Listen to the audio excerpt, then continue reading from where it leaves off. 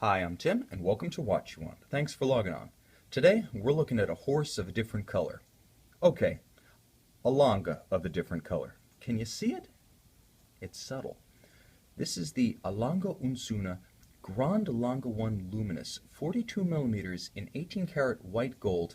This watch combines the arch dress watch aesthetic of Lange Söhne's Saxon watchmaking sensibility with a very subtle and almost somewhat jovial light green luminova luminescence. So traditionally dress watches, especially Lange dress watches, are not lumed. You can't see them in the dark. The idea is you're going to be in a place, either a restaurant or an opera house, that is lit. There's no need to see the watch at night while diving in the midst of Humboldt's squid. This is not a Submariner, this is not a Seamaster, this is not a Super Ocean. The bottom line is, Lange introduced the luminous twist on its standard models to make them just a little bit more versatile. As it does not have a sports watch in its line, the Luminous and the later Lange Lume series are the company's one concession to utility in those times when you're not going to have an abundant or ready light source.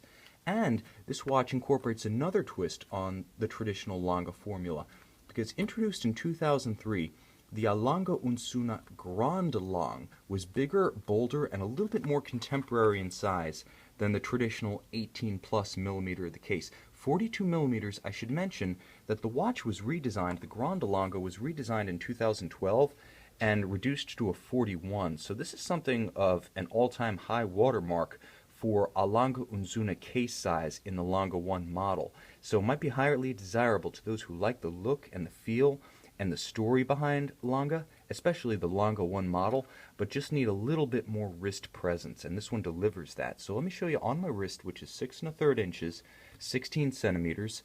Let me try to give you a profile there. You can see how the watch tapers and spreads itself gracefully, but also amply.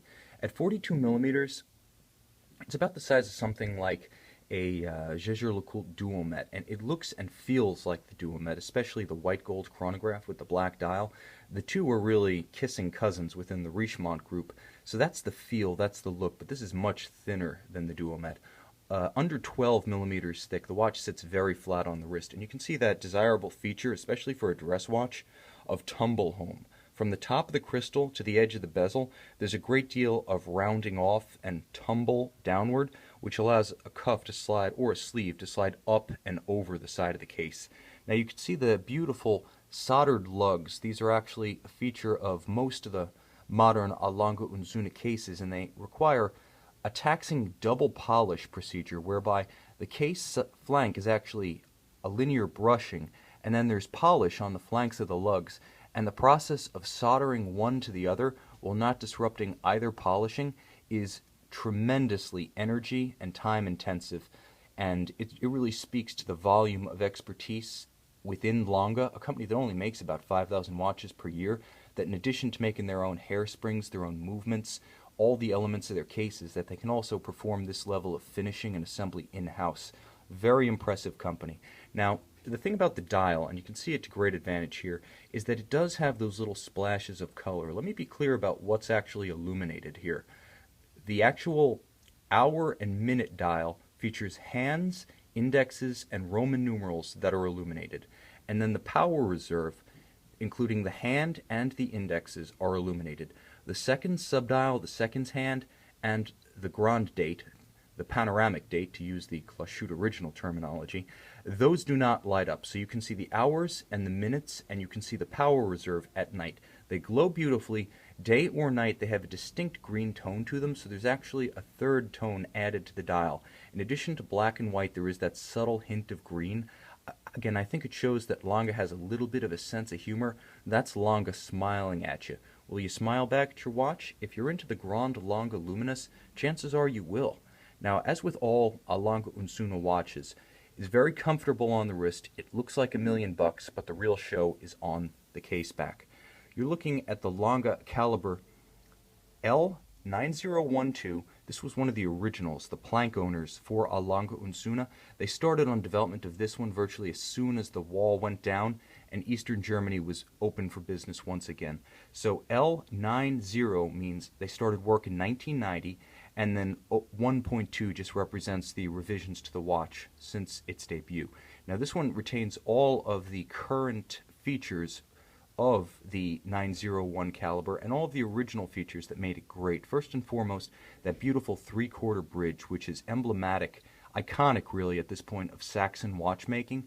You could see that in the tradition of the pocket watches that had only recently gone out of production when German watchmaking was collectivized by the Soviets, that aesthetic tradition has been retained and reborn in the modern era. This large three-quarter plate made of nickel copper, beautiful with a golden hue, unplated, not like the silver flash of a Swiss movement of the rhodium-plated brass used in Switzerland. You can see clear innovation, though, inasmuch as there are small removable access points for your watchmaker, preferably Lange's watchmaker, because you're going to take care of this, right?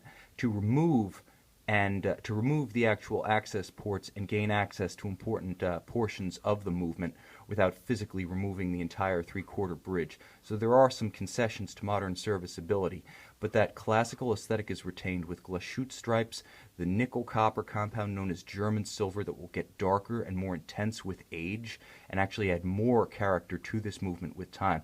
You can also see the tradition of the golden chaton, each one holding the pivot point of a wheel, each one set in a gold inlay that's held in place with 3 heat-blued cobalt blue screws. Now that's an old watchmaking tradition, again dating to the pocket watch era.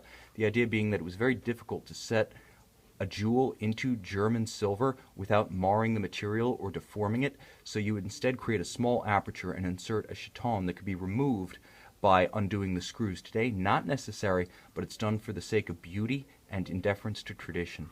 Of course, black polish on the swan's neck regulator organ of the balance wheel, as well as the cover of the escapement wheel cock. Now the nice thing here is black polish is beautiful, but reflective only in one direction. So it's called black polish in as much as it will only appear bright in the one direction when you're glancing head on at it. That one direction in which it reflects light. From every other angle, it appears black. Hence the French term poli noir. But there's also, just below that beautiful swan's neck regulator, a hand-engraved balance cock, emblematic of Lange, really the signature of their finishing tradition in the modern era. Each one is hand-carved by an individual artisan. Each carving pattern is unique to the artisan. And with only 5,000 Lange watches made each year, these generally are cottage industry folks. They work from home. They deliver their produce to the Lange manufacturer for assembly. Interesting backstory, Lange will sell you a book that will actually help you to identify the name and the face of the artisan who carved that element by the design on your watch. Perlage on the base plate, just barely visible train wheels poking out, and gorgeous anglage along the edge of that three-quarter plate. This is Saxon watch finishing at its absolute best, and it is equally a highlight of this watch, co-equal with the luminous dial. From either side, it's beautiful. On the wrist, it's wonderfully supple. There's a great bolstered calfskin leather strap that's butter smooth with a very convenient traditional matching white gold pin buckle. Some prefer deployant clasps for convenience. For the sake of tradition, I really feel that the pin buckle fits with the character of this Lange. So the Grand Lange 1 Luminous offers a lot that's distinctive of the brand and iconic of the brand. Quintessential Lange elements like the shape of the case, the look of the dial, the grand date, and of course the unique finish of the movement. But it also offers standout elements that are unique to the model itself. The lumed dial, which adds versatility and a little bit of playful fun to the dial itself, a little bit of visual animation and articulation, plus the larger 42mm case. And again, the fit and the finish of the case is up to par with any Lange ever made. Although it is larger, nothing has been lost in translation. If anything, you simply get more of a good thing regarding materials, fit, and finish on the Grand Lange 1 Luminous.